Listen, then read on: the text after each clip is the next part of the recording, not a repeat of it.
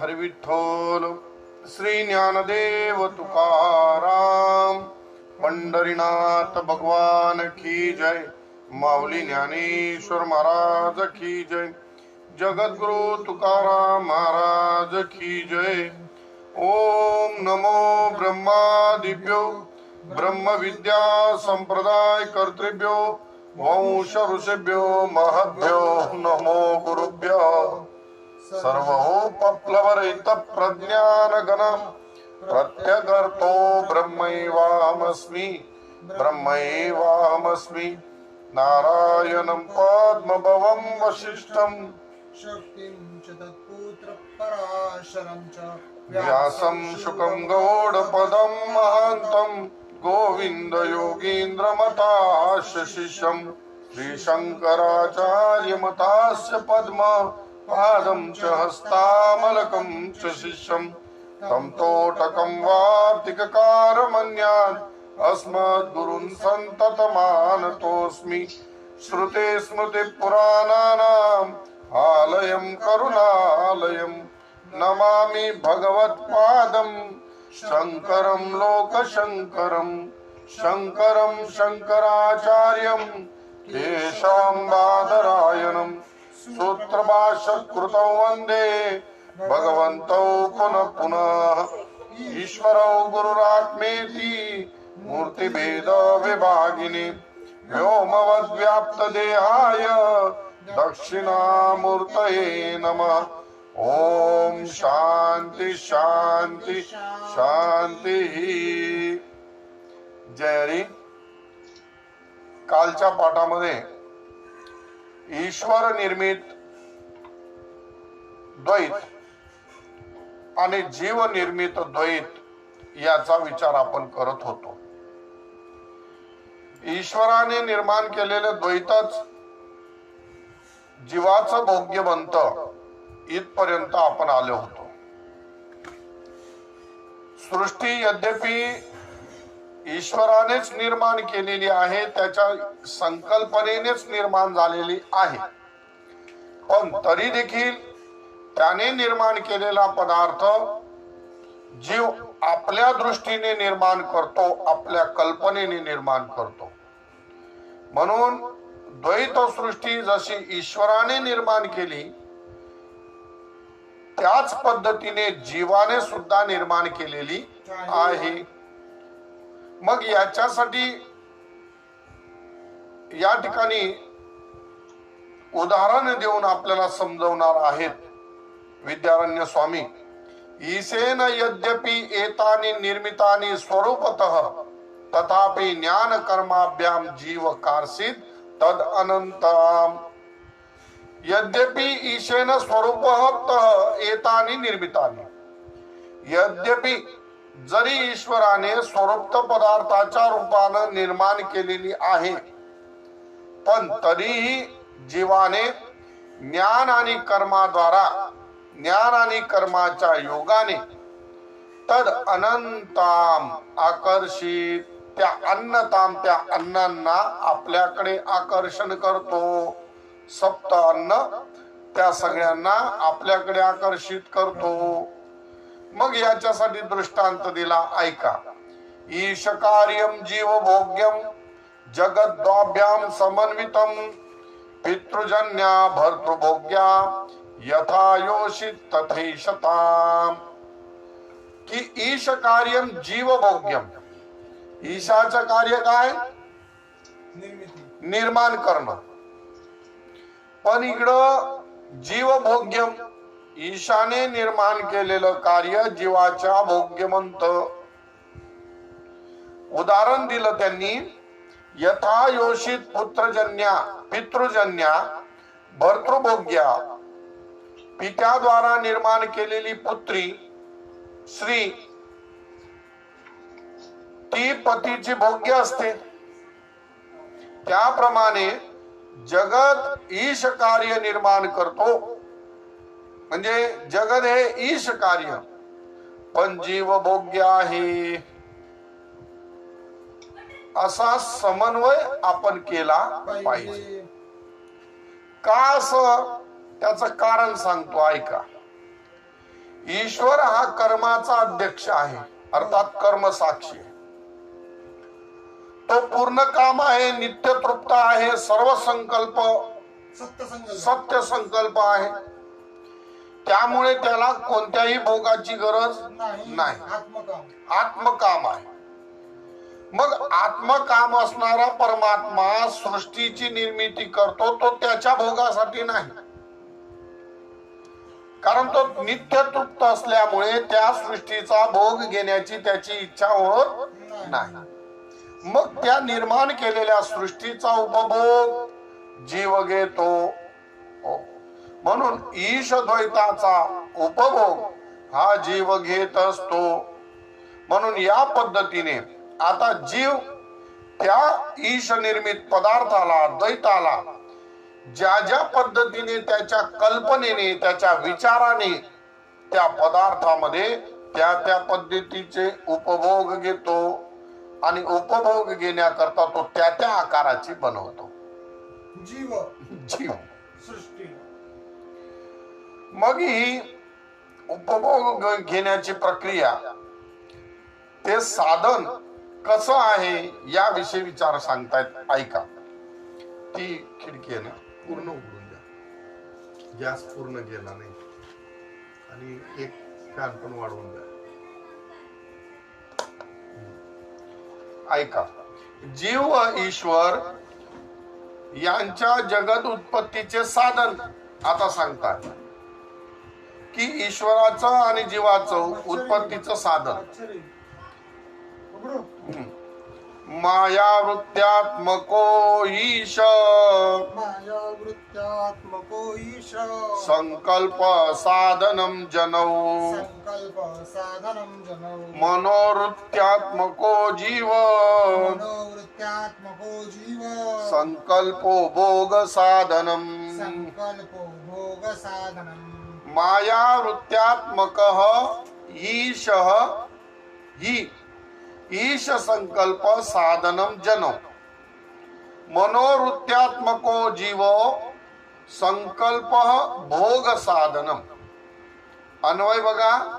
मायावृत्त्यात्मक ईश संकल्प जनौ साधनम, ही च मनः वृत्त्यात्मक जीव संकल्प भोग साधनम. आता या जीव आणि ईश्वर यांच्या जगत उत्पत्तीचे साधन ऐका. माया वृत्त्यात्मक म्हणजे मायेची जी वृत्ती,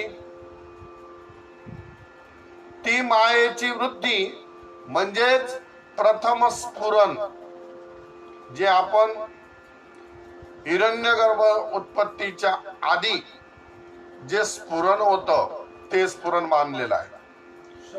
शबल ब्रह्म, जो निर्गुण निराभास, जेथून उद्भव शबल ब्रह्मास, ज्या ठिकाणी शबल ब्रह्माची उत्पत्ती झाली, हे जे सांगितलं जातं, जो निर्गुण निराभास जेथून उद्भव शबल ब्रह्मास, हे जे मायेचे प्रथम स्फुरण आणि ईश संकल्प, मायेचे स्फुरण, प्रथम स्फुरण, ते तोच ईशाचा संकल्प जगत निर्माणासाठी जनौ म्हणजे साधन बनत. शबल म्हणजे बलासकट, शक्ती सकट. बलेन सह इति सबल, सबललाच शब्द शबल ब्रह्म म्हणतात. म्हणून शक्तीसह जे ब्रह्म जगत उत्पत्तीचा संकल्प करत, स्फुरण करत, ते ब्रह्म जनो म्हणजे निर्माण उत्पत्त, निर्माण आणि उत्पत्तीमध्ये हे साधन बनत. जगत उत्पत्तीला, जगत उत्पत्तीच्या संकल्पाला प्रथम जे स्फुरण आहे, त्या स्फुरणाद्वारा जगताची निर्मिती होते. म्हणजे मायेची वृत्ती म्हणजे प्रथम स्फुरण आणि ईशाचा संकल्प, याद्वारा जगताची उत्पत्ती झाली, म्हणजे हे झालं साधन. जग ईश द्वैताचं साधन, जगद उत्पत्तीचं साधन प्रधान पुरुष. प्रथम.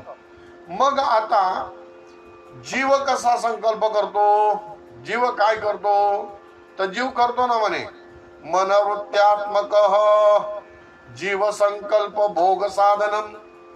जीव त्या ईश सृष्टीचं ईश द्वैताचा भोग घेतो.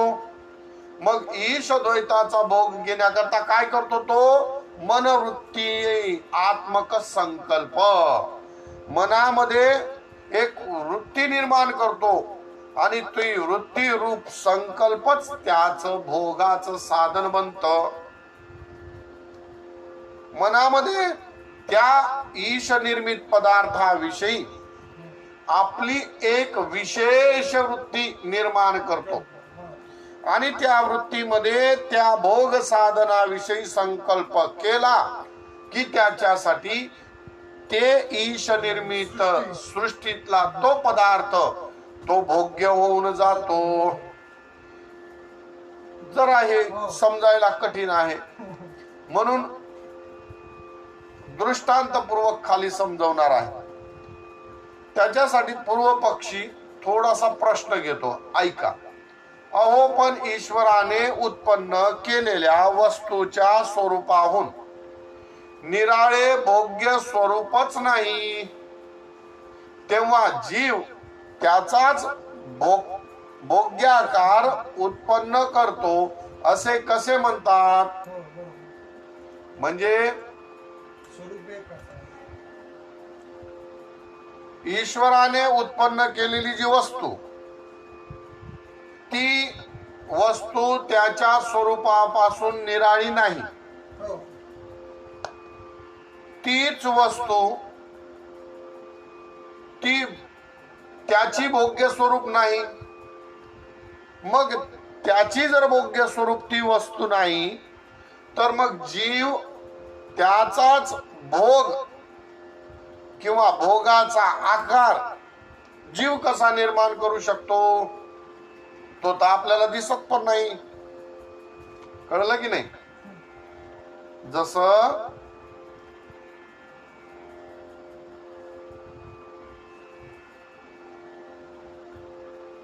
ईश्वराने निर्माण केलेला एखादा पदार्थ, खाली मनीचा दृष्टांत देणार आहेत म्हणून मी मनी घेत नाही. एक वस्तू आहे, ईश्वराने निर्माण केली. ती वस्तू एखाद्या जीवाने आपल्यासाठी अत्यंत उपयोगी आहे म्हणून त्या वस्तूचा उपभोग घेतला. उदाहरण सांगतो की एखादा जो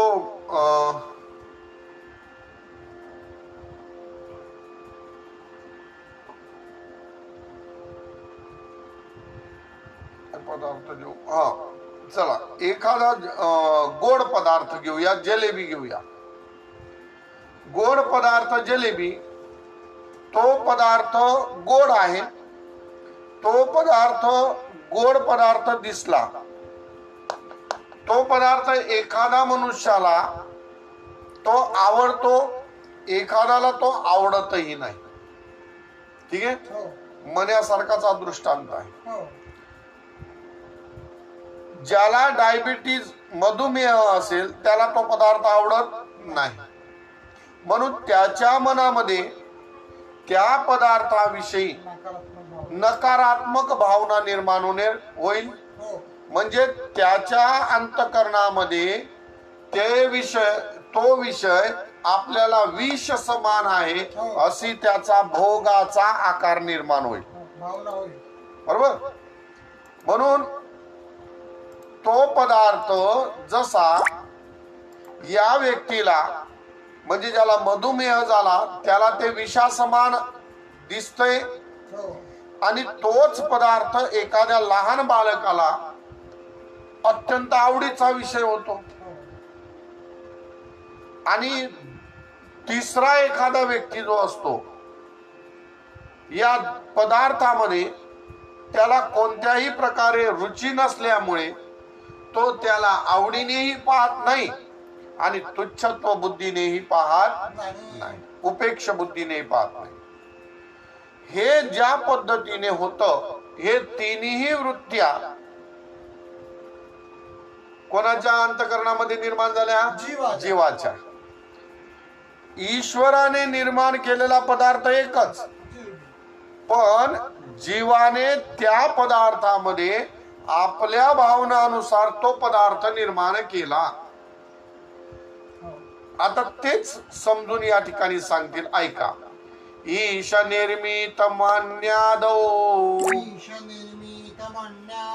वस्तुन्नेक विदे स्थिते भोक्तृधी वृत्ती नानात्वात् तद्भोगो बहुदेश्यते. ईश निर्मित मन्यादौ वस्तुनी एक विधे स्थिते भोक्तृधी वृत्तित्व नानात्वात् तद्भोग बहुधा इष्यते. ईश निर्मित मनी, परमात्म्याने सृष्टीमध्ये मन्यांची निर्मिती केली. रत्न एकच निर्माण झाला, जो असेल तो रत्न तिथं रस्त्यावरती पडलेला आहे. तो रत्न एकच, पण भोक्तृधी वृत्ती नानात्वात त्या मन्याला भोगण्याकरता इच्छा ज्याची ज्याची निर्माण झाली, तो किंवा त्या मन्याला पाहणारे अनेक जर असेल तर अनेक जीव त्या मन्याला पाहत असताना अनेक प्रकारची त्याच्या चित्तामध्ये वृत्ती तयार होते. सगळ्यांना तो मनी मला पाहिजे अशी वृत्ती निर्माण होते. काहींना त्या मन्याविषयी ज्ञान नसल्यामुळे तो म्हणेल जाऊ दे, काही असेल तर घड. आणि एखाद्या व्यक्तीला माहित असून सुद्धा ती वस्तू आपल्या कामाची नाही म्हणून उपेक्ष बुद्धी होते. म्हणून ईश्वराने निर्माण केलेला मनी किंवा अनेक पदार्थ एक रूपानेच असतात, पण भोक्त्याच्या चित्तवृत्तीने तो नाना प्रकारची करतो. तो जीव त्या ईश निर्मित पदार्थाला अनेक प्रकारचे रूप आकार नाव देतो. समग्र सृष्टी सच्चिदानंद स्वरूपच आहे, पण आपली मनोवृत्ती संपूर्ण जी सृष्टी आहे ती ईश निर्मित असल्यामुळे तद सृष्ट्वा तदेव अनुप्रविशत, तर ते सच्चिद आनंद रूपच आहे. पण जीव आपल्या आपल्या दृष्टीने आपल्या अनुकूल त्या पदार्थांकडे पाहतो आणि त्या पद्धतीने वृत्ती निर्माण करून त्यांच्यातनं भोगाची अपेक्षा करतो. त्याच्यातनं वृत्ती अनुरूप भोग मिळाले सुख, वृत्ती प्रतिकूल भोग मिळाले दुःख. या पद्धतीने जीवाचे मनोवृत्ती तयार होते. हे समजवण्याकरता आणखी तोच मनीचा दृष्टांत देऊन उदाहरण सांगतात, ऐका. एकच जीव एकाच पदार्थाविषयी अनेक भोक्तृ वृत्ती नानात्वात, भोक्त्याची बुद्धिवृत्ती अनेक असल्यामुळे तो भोक्ता जसा कल्पना करतो, कसा कल्पना करतो तर ती कल्पना इकडे दाखवतात, ऐका. रुष्यते को मणिं लब्ध्वा हृद्यत्यन्यो यलाभत पश्यतेव विरोक्तोत्र न रुष्यति न कुप्यति.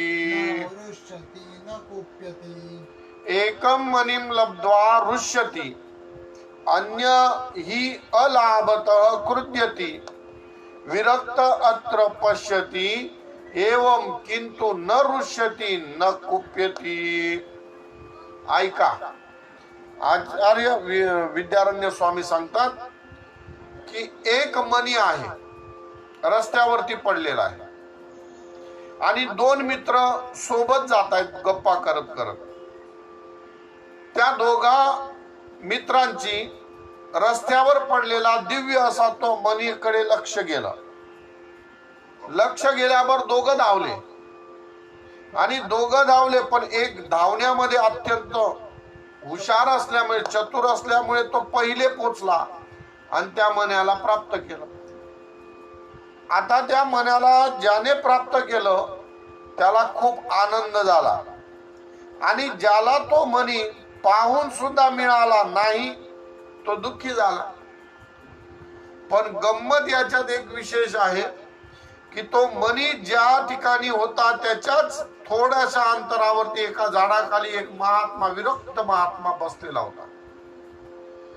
तो मणी त्याला दिसत होता, पण दिसूनही तो मणी विषयी त्याच्या अंतकरणामध्ये कोणताही लोभ मोह नसल्यामुळे त्याच्याकडे त्याने उपेक्षा बुद्धी केली होती. तो मणी बघून सुद्धा तो मणी मला कामाचा आहे असं त्याने त्याकडे लक्षच दिलं नाही. म्हणून उपेक्षा बुद्धीने त्याचा विचार त्याने सोडून दिला. गंमत अशी झाली, विरक्तला रागही आला नाही आणि आनंदही झाला नाही. पण जो दोन मित्र होते त्याच्यामधला ज्याला प्राप्त झालं त्याला आनंद झाला आणि ज्याला प्राप्त झाला नाही त्याला दुःख झालं. बघा हा दृष्टांत. एकम मनीम लब्ध्वा रुष्यती. एकाला मणी मिळाला, ईश्वराने निर्माण केलेला मणी एकाला मिळाला, तो आनंदित झाला. अन्य त्याच्याबरोबर दुसरा होता अलाभत, त्याला तो मणी मिळाला नाही, तो क्रुध्यती, रागावला. पण विरक्त अत्र पश्यती एव, तो विरक्ताने हा मणी पाहिला, किंतु न रुष्यती न कुप्यती. तो विरक्त महात्मा या मण्याला पाहून तो रागावलाही नाही आणि आनंदितही झाला नाही. कारण पदार्थाविषयी अनासक्त भावना असली, अंतकरणामध्ये कोणत्याही भोग्या आकार निर्माण झाला नाही, त्यामुळे या महात्म्याला न आनंद झाला आणि रागही आला नाही. ठीक आहे, क्रोधही आला नाही. मग या पद्धतीने ईश निर्मित पदार्थ एकच, पण भोक्त्याच्या चित्तवृत्तीनुसार, अंतकरणाच्या भोग्य आकारानुसार तो जीव नाना प्रकारची सृष्टी निर्माण करतो. आणखी थोडा विषय आणखी समजवतात.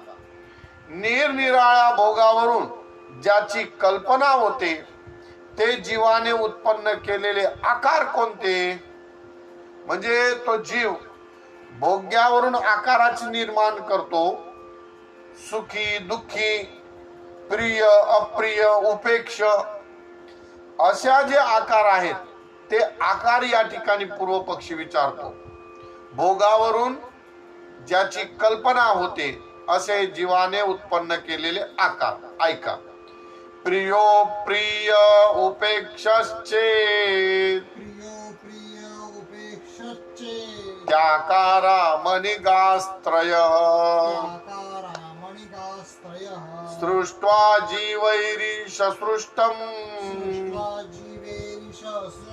रूपम साधारणम त्रिषु. प्रिय अप्रिय उपेक्ष च इति आकाराः मणिगात्रयः सृष्ट्वा जीवः ईश सृष्टम रूपम साधारणम त्रिषु. बघा, प्रिय अप्रिय उपेक्ष च इति मणिगाः त्रय आकारा जीवैः सृष्ट्वा. प्रिय, अप्रिय आणि उपेक्ष अशा 3 भावना मनामध्ये जीवाने निर्माण केली. अर्थात प्रिय, अप्रिय आणि उपेक्ष हे 3 प्रकारचे आकार जीवाने त्या एका मनामध्ये निर्माण केले. त्रिषु साधारणम रूपम तो ईश सृष्टम. प्रिय, अप्रिय, उपेक्ष या 3 आकार ज्या मनामध्ये आहेत तो मनी मात्र एकच साधारण मनी ईश निर्मित, ईशाने निर्माण केलेला आहे. म्हणून सारांश असा की प्रिय, अप्रिय, उपेक्ष हे मनाच्या ठिकाणी 3 आकार ईश्वर निर्मित नसून ते जीव संकल्पित आहेत. अर्थात जीव त्या मनाकडे, त्या रत्नाकडे ज्या आकाराने पाहतो, ज्या वासनेने पाहतो, त्या वासना अनुकूल अंतकरणामध्ये वृत्ती निर्माण होते आणि तीच वृत्ती त्या भोग्याकाराला प्राप्त होते. हो, आणि त्या भोग्य आकारानुसार जीवाला सुख दुःख प्राप्त होतात. आणखी हाच भाग आपल्या नेहमीच्या विषयामध्ये समजावून सांगतात. नेहमीचे उदाहरण काय? आपल्या घरातली उदाहरणं ऐका. आणखी एक दृष्टांत देऊन जीवकृत आकार अधिक स्पष्ट करतात. कसा? भार्याश्नुशाननांदाच प्रतियोगी धियायोषित. प्रतियोगी धियायोषित. याता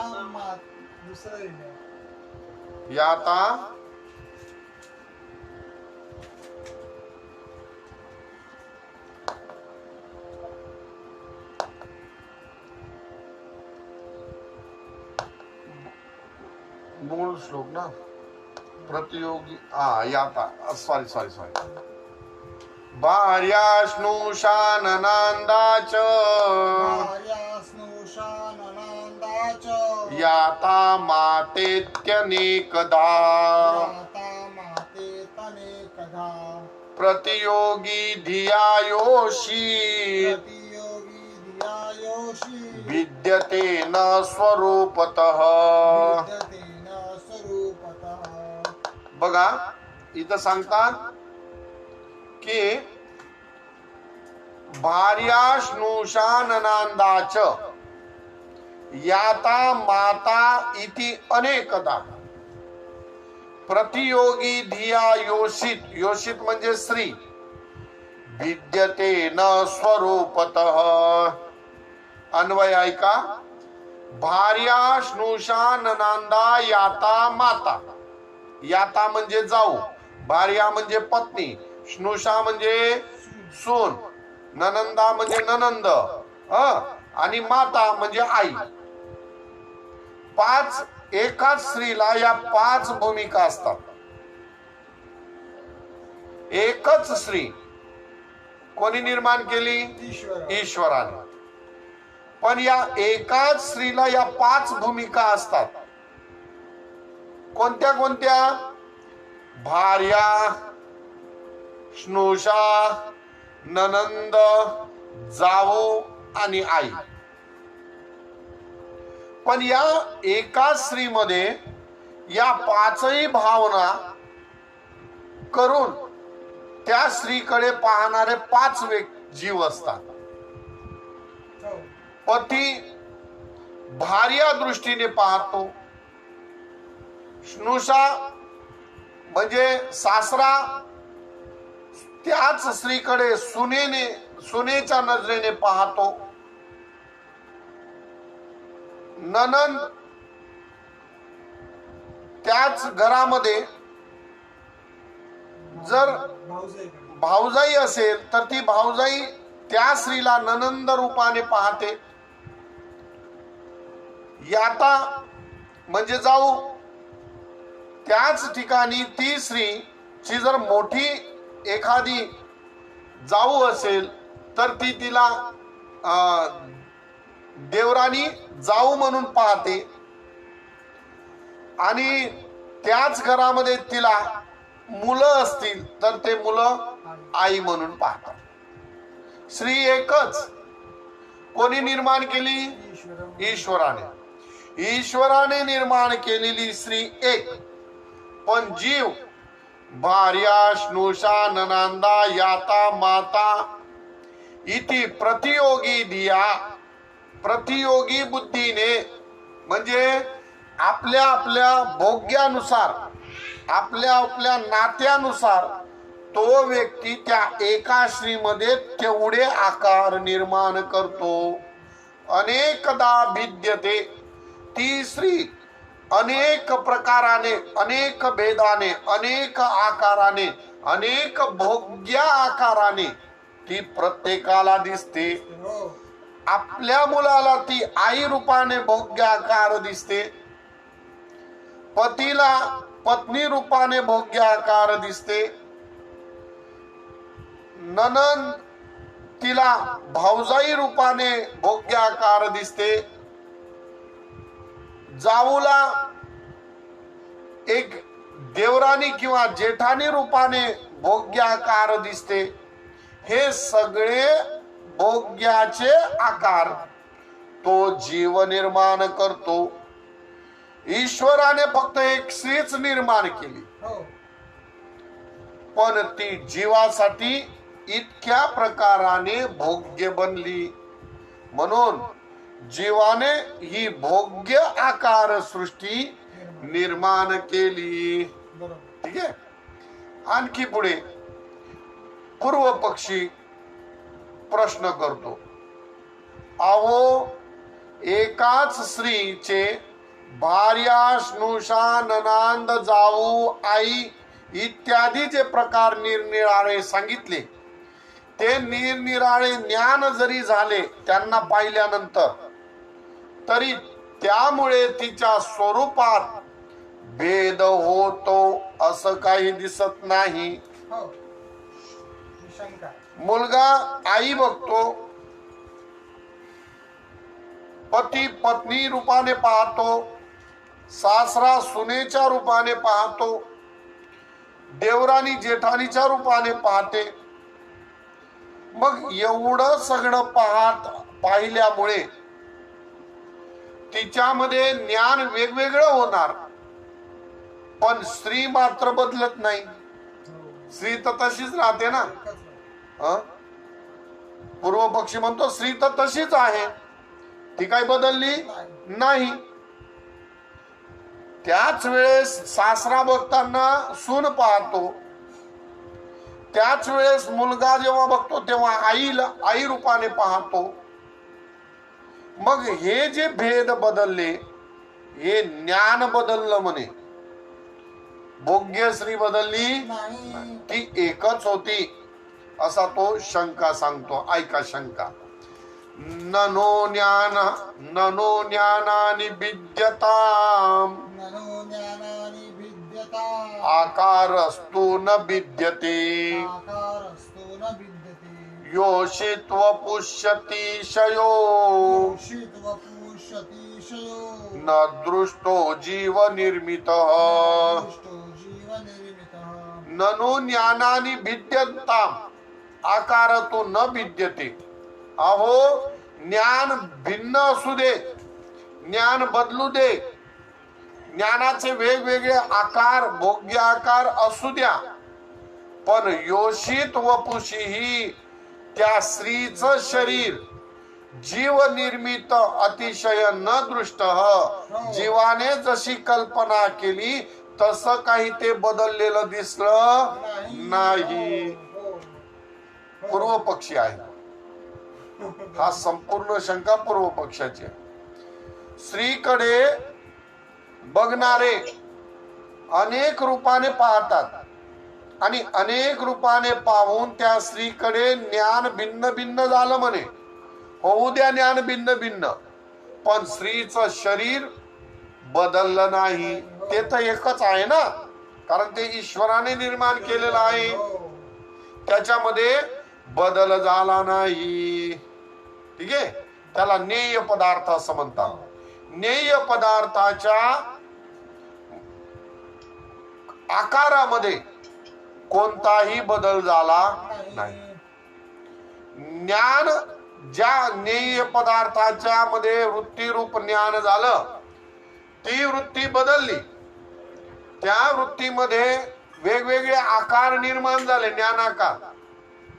पण वेगवेगळे ज्ञानाकार जरी झाले तरी नेय आकार बदलला नाही, असं याच शंका आहे. ऐका, मग त्या शंकेचं समाधान आता सांगतात. ऐका, ज्ञानाची विलक्षणता नेयाच्या विलक्षणते वाचून कधीही संभवत नाही, हा नियम आहे. उदाहरणार्थ, त्या नेय पदार्थाच्या ठिकाणी भार्या, स्नुषा, ननांदा आदी जे ज्ञान झालं, ती ज्ञानाची वृत्ती झाली, ती विलक्षणता झाली, त्या ज्ञान रूप वृत्तीची विलक्षणता. मग या ज्ञान ज्याच्या ठिकाणी झालं तो नेय पदार्थ म्हणजे ती स्त्री. त्या स्त्रीमध्ये काही विलक्षणता जर नसेल तर ज्ञानामध्ये कधीही विलक्षणता घडत नाही, हा नियम आहे. नेय पदार्थाच्या बदलत राहत, नेय पदार्थ सुद्धा बदलतो. हो, नेय पदार्थ सुद्धा बदलतो. त्याच्यामध्ये काहीतरी विलक्षणता असते. त्या विलक्षणतेनुसार, कळलं, त्या विलक्षणतेनुसार ज्ञानामध्ये एक विलक्षणता म्हणजे वेगळं ज्ञान तयार होतं. कसं होतं या दृष्टांताने कळेल. त्यामुळे अशा प्रसंगी नेयाच्या आकारातही भेद मानावाच लागतो.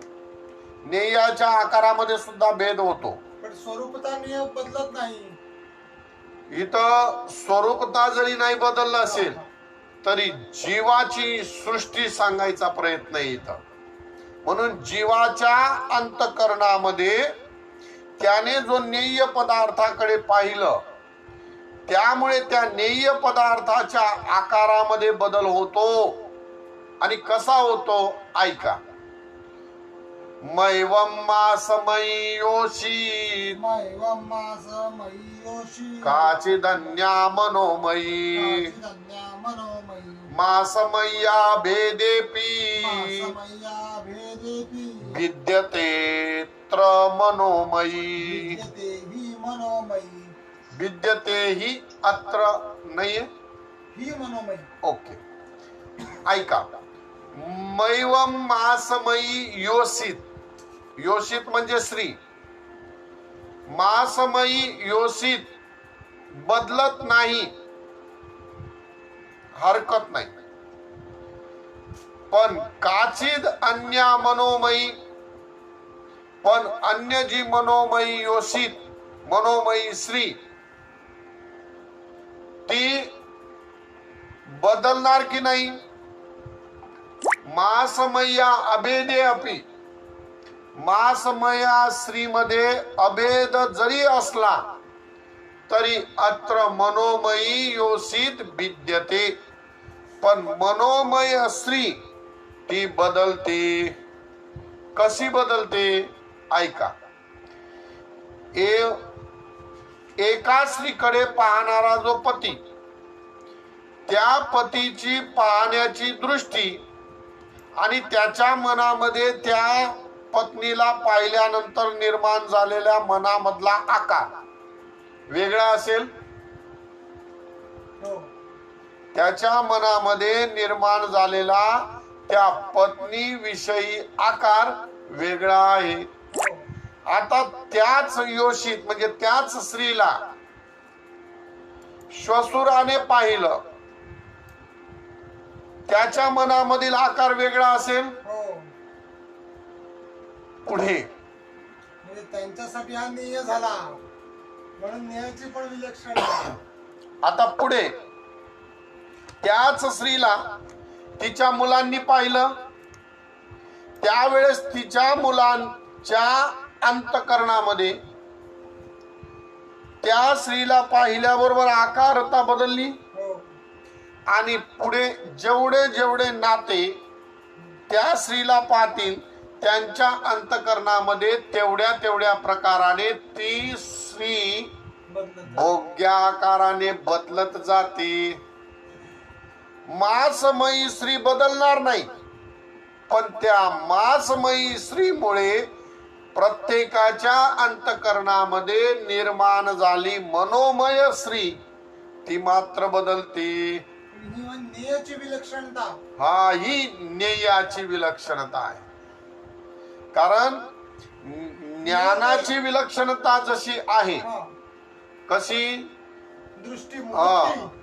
ती आई आई आहे, ती सून आहे, माता आहे. माता आहे, पत्नी आहे, अशी जी ज्ञान वृत्ती बदलते हो तशी ज्ञेय पदार्थाकडे पाहण्याची जी वृत्ती आहे ती वृत्तीमुळे अंतःकरणामध्ये नवीन एक स्त्री तयार होते आणि तीच स्त्री आपल्याला सुख आणि दुःख देते.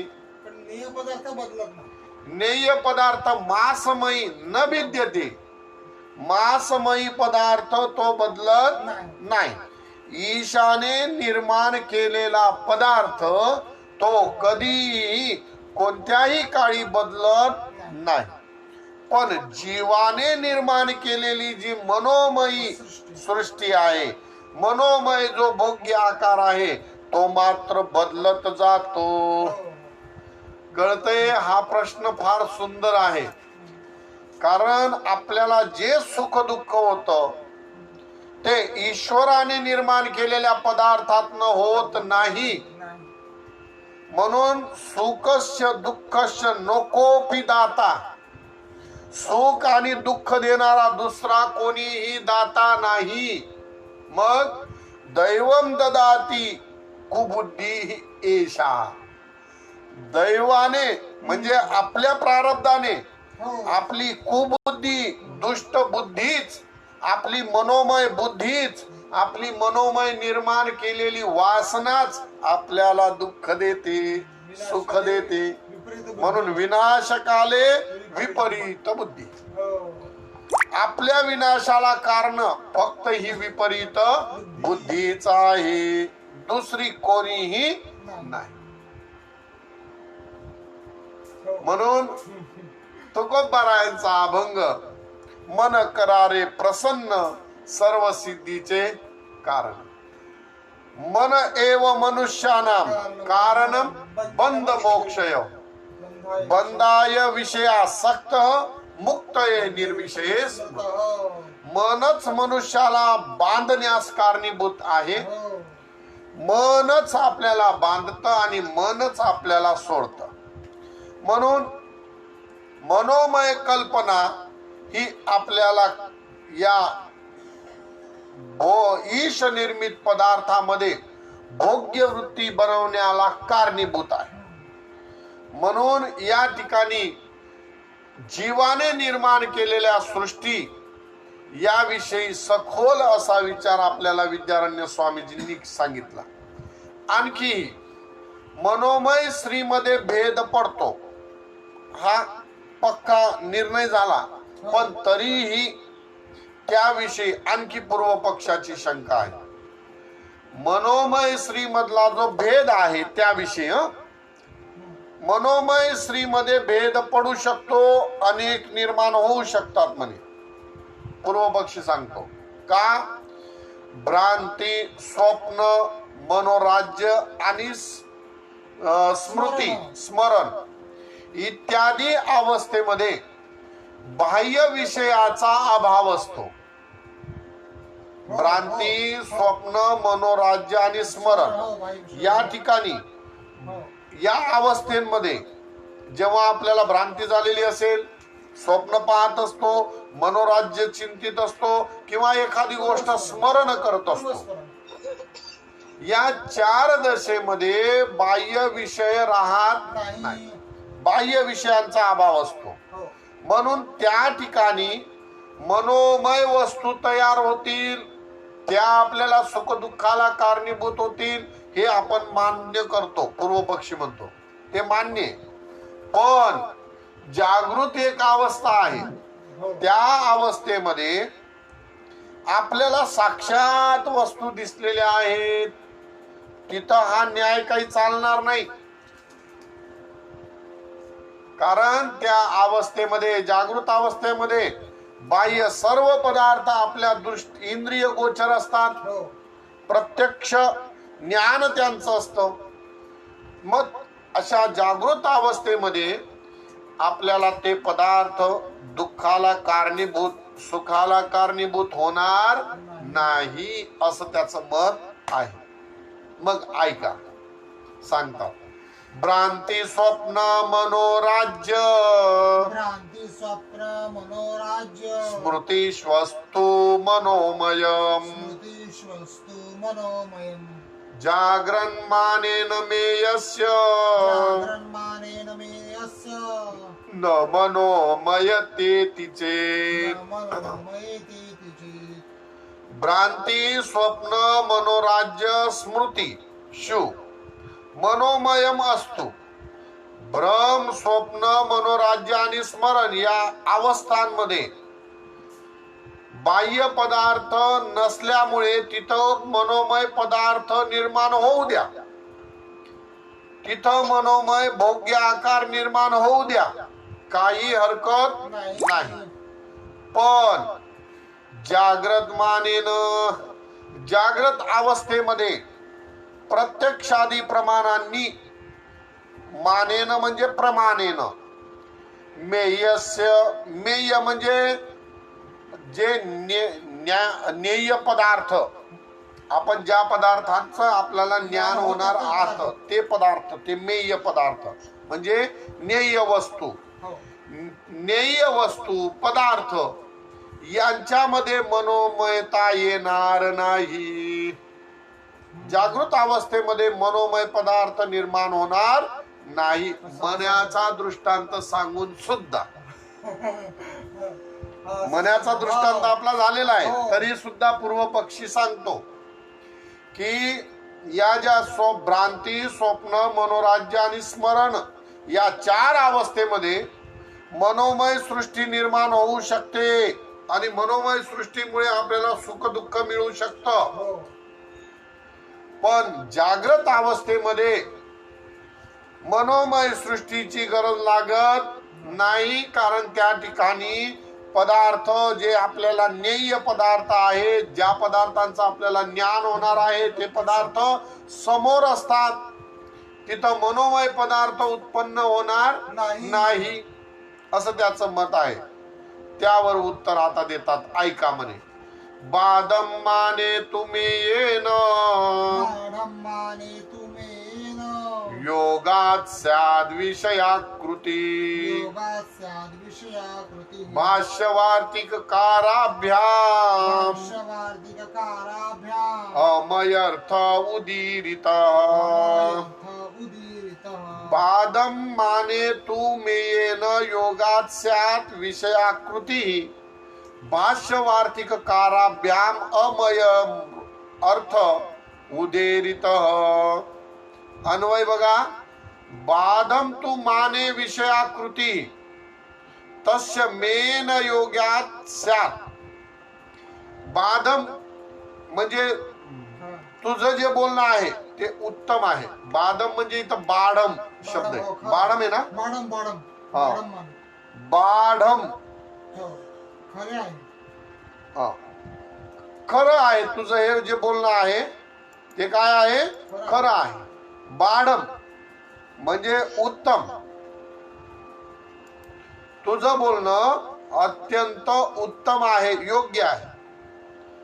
माने विषयाकृती तस्य मेन योगात स्यात्. म्हणजे या अवस्थेमध्ये, कोणत्या अवस्थेमध्ये, जागृत अवस्थेमध्ये विषयाकृती, विषयाची जी आकृती आहे ती अंतःकरणामध्ये निर्माण होते. म्हणून अवस्थेमध्ये बाह्य विषय असतो. बाह्य विषय अवस्थेमध्ये, जागृत अवस्थेमध्ये असतात, हो. बरोबर आहे. पण विषयाकृती तस्य मेन योगात स्यात्. विषयाची जी आकृती, ती आकृती त्याच्या प्रमाणाने होते. कोणाच्या प्रमाणाने? जागृत अवस्थेमध्ये आपण अंतकरणामध्ये जी वृत्ती निर्माण करणार आहोत, ती अंतकरणाची वृत्ती त्या विषयाच्या आकाराची उत्पन्न होते. ते असले तरीही, ते जागृत पदार्थ असले तरीही तेव्हा आपल्याला ज्ञान होतं. हा विषय थोडासा समजवायचा प्रयत्न करतो. अत्यंत उत्तम विषय आहे. जसं एखादा पदार्थ मी पाहिला, हा पदार्थ मी पाहिला, तर हा पदार्थ आपल्याला डायरेक्ट या पदार्थाचं ज्ञान होत नाही. कधी ज्ञान होत नाही, हो, ज्ञान होत नाही. हो, मग काय होतं? पहिल्यांदा हा पदार्थ आपल्याला डोळ्यांना दिसतो. डोळ्यांना दिसल्याबरोबर अंतःकरणाची वृत्ती निर्माण होते. ती वृत्ती या डोळ्यांद्वारा बाहेर या पदार्थापर्यंत जाते. पदार्थापर्यंत गेल्यानंतर या पदार्थाच्या आकाराची ती अंतःकरणाची वृत्ती होते. ती वृत्ती मध्ये जाते, चित्ताला ती वृत्ती पाठवली जाते. ती चित्त त्याचं चिंतन करतं आणि मग कोणत्या प्रकारचा आहे असं संकल्प विकल्प करत करत बुद्धीपर्यंत वृत्ती जाते. बुद्धिनिश्चय. मग बुद्धी या पदार्थाविषयी स्मरण करते की पूर्वी हा पदार्थ आपण अनुभवलेला आहे का. मग तेव्हा त्या बुद्धीच्या कक्षेमध्ये जर या पदार्थाला पूर्वी पाहिलेलं असेल, या पदार्थाविषयी पूर्वी आपल्याला स्मरण ज्ञान असेल, ठीक आहे, बुद्धीची वृत्ती त्या स्मरण ज्ञानाला म्हणजे पूर्व अनुभवित ज्ञानाला पुन्हा स्मरण करते.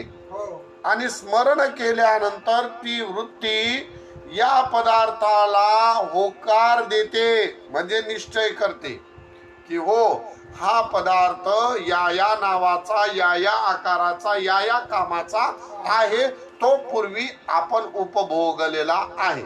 त्याच्यापासून सुख मिळालं की दुःख मिळालं हे सांगते. आता हे सांगितल्याबरोबर मन जर सुखाकार असेल तर ग्रहण करतं आणि दुःखाकार असेल तर लगेच एका मिनिटात बाहेर त्या वृत्तीला टाकते आणि मन त्या विषयाविषयी आपली वृत्ती बंद करून घेतं, तिरस्कृत करतं.